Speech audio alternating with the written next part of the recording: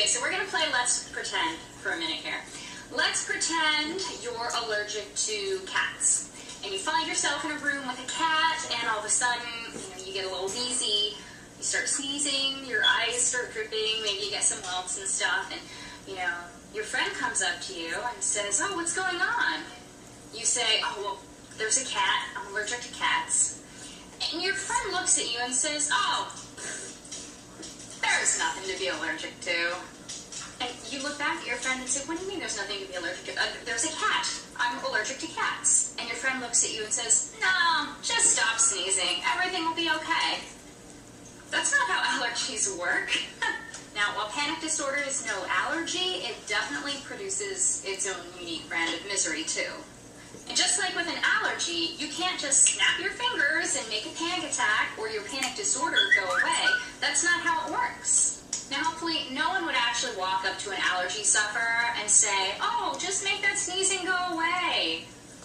It's obviously very ineffective advice. And as a panic disorder sufferer, I've received some very ineffective, although in many cases well-intentioned, advice as to how I should treat my panic attacks. So, for PsychCentral.com, I'm Summer Bretsky, and these are 5 things that you should not say to somebody who has panic disorder.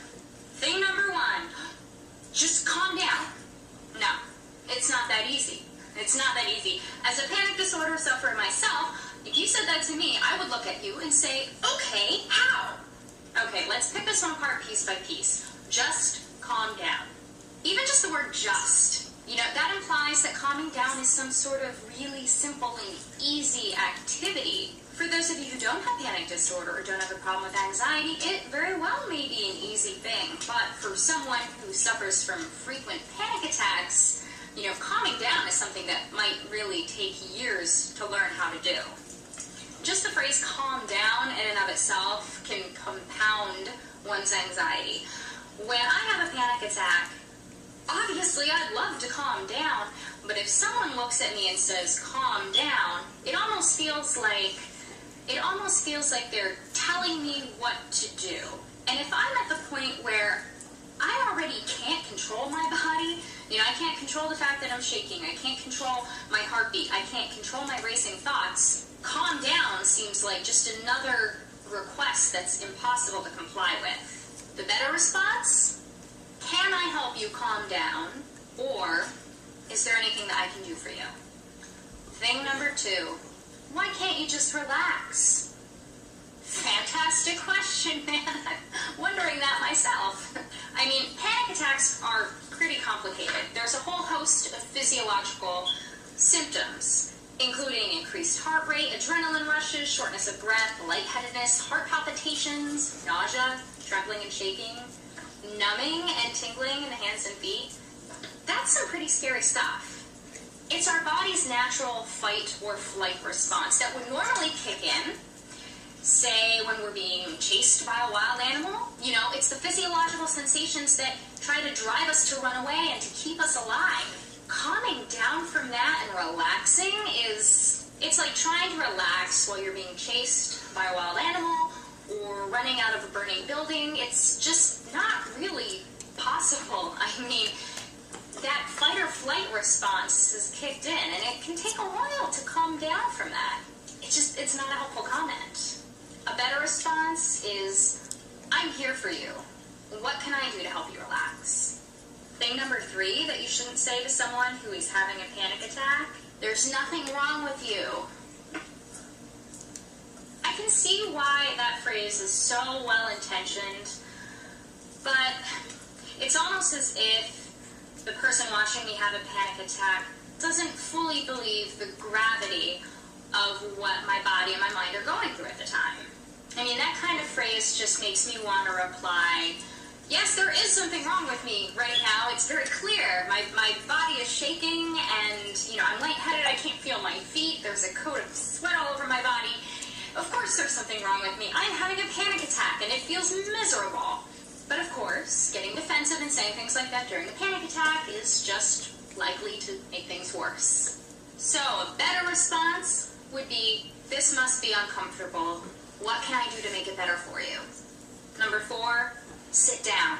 I know it doesn't sound like a horrible thing, telling someone to sit down, but sometimes when you're panicking, especially when I'm panicking, I get a rush of adrenaline. It doesn't really go away unless I walk it off. If I'm sitting down, I can just let that adrenaline go and go and go and go, and it just makes me feel worse and worse and worse. But if I get up and go for a walk, or leave the room that I'm in and just kind of, change my surroundings briefly, that can help the adrenaline level to decrease.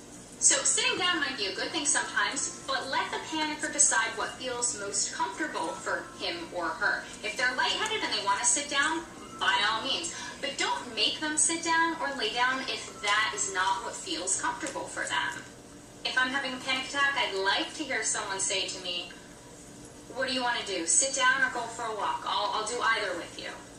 And finally, the fifth thing that you shouldn't say to someone with panic disorder while they're having a panic attack is, you're overreacting.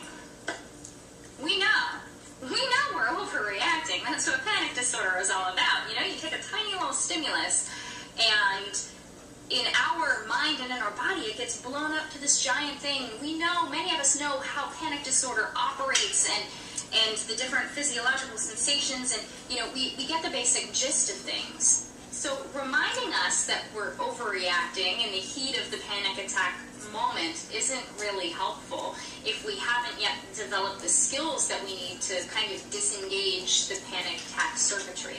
During panic, our bodies and our minds are in overdrive, and unless we've had some experience with cognitive behavioral therapy, we might not be able to shift gears very quickly.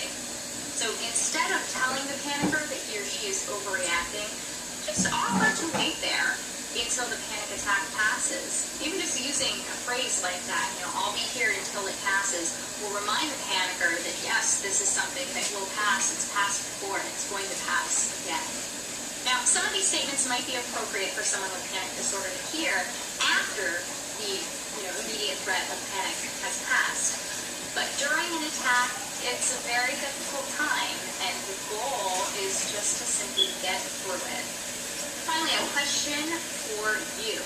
What is the most unhelpful thing that you have ever heard someone tell you while you were having a panic attack?